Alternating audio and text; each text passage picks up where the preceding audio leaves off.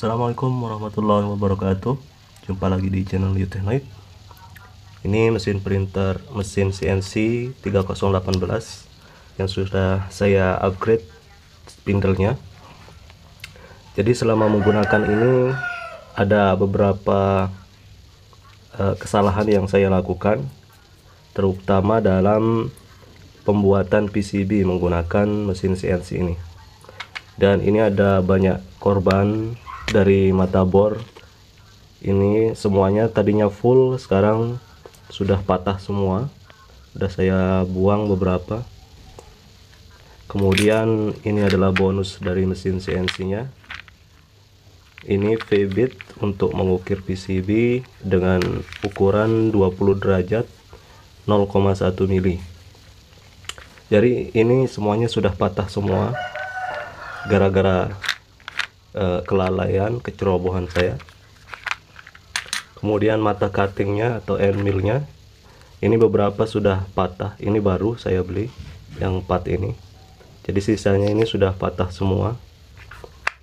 Jadi sekarang saya akan memberikan saran atau beberapa tips bagi teman-teman yang pemula yang baru menggunakan mesin CNC ini supaya tidak banyak menghabiskan mata cutting atau engravingnya. Oke, biasanya saya menggunakannya untuk membuat PCB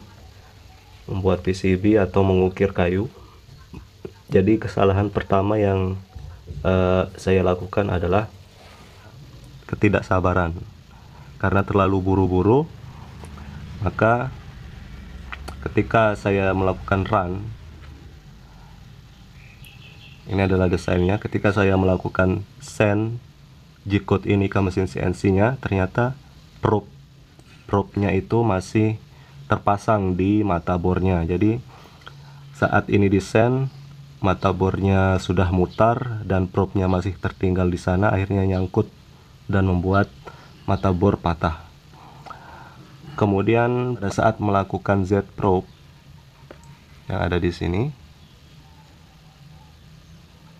pada saat melakukan Z probe itu karena ujung dari probe-nya itu tidak benar-benar menyentuh di area induktor atau bahan yang bersifat induktor tadi, maka dia tidak bisa mendeteksi permukaan dari bahan tersebut. Akhirnya sumbu Z-nya akan terus turun sehingga menekan mata bornya sampai patah. Yang ketiga, kesalahan yang ketiga yaitu lupa melakukan 0XY dan 0Z. Jadi 0XY ini jika ini baru dinyalakan software ini, koordinatnya akan acak seperti ini. Ini adalah work koordinatnya. Ini sumbu X, Y, dan Z. Jadi sebelum Anda melakukan pengiriman G-code ke mesin CNC, upayakan Anda sudah menaruh ujung dari mata bornya atau mata cuttingnya di tempat awal, yaitu di pojok kanan, pojok kiri bawah di sini. Jadi posisinya harus diletakkan di sini terlebih dahulu sebelum kita memulai melakukan send G-code. Sebelum kita mengklik send ini, maka kita harus memposisikan mata bornya ini di posisi ini yang tanda biru ini dengan melakukan 0XY dan 0Z sehingga posisinya ada di tempat yang seharusnya.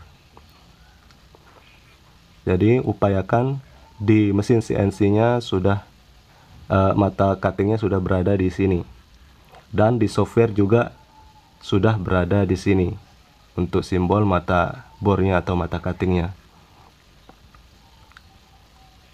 Yang keempat adalah kesalahan pemasangan mata cutting atau mata engravingnya atau mata bornya.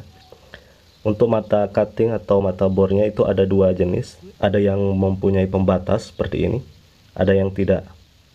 Jadi pemasangannya ini, untuk pemasangannya bagi yang sudah punya pembatas seperti ini tidak usah khawatir karena pasti dia posisinya akan tegak lurus ketika berputar. Jadi ini posisi yang benar, atau melebihi ini juga benar, asal jangan seperti ini. Jadi posisi pemasangan seperti ini adalah salah, karena ujungnya masih di dalam sana. Karena di dalam dari ER11 ini, pada bagian koletnya ini, itu ada rongga, sehingga kalau berputar dia akan tidak tegak lurus, dia akan goyang bagian ujung dari mata bornya ini. Jadi untuk pemasangannya, pastikan ujungnya ada di sini.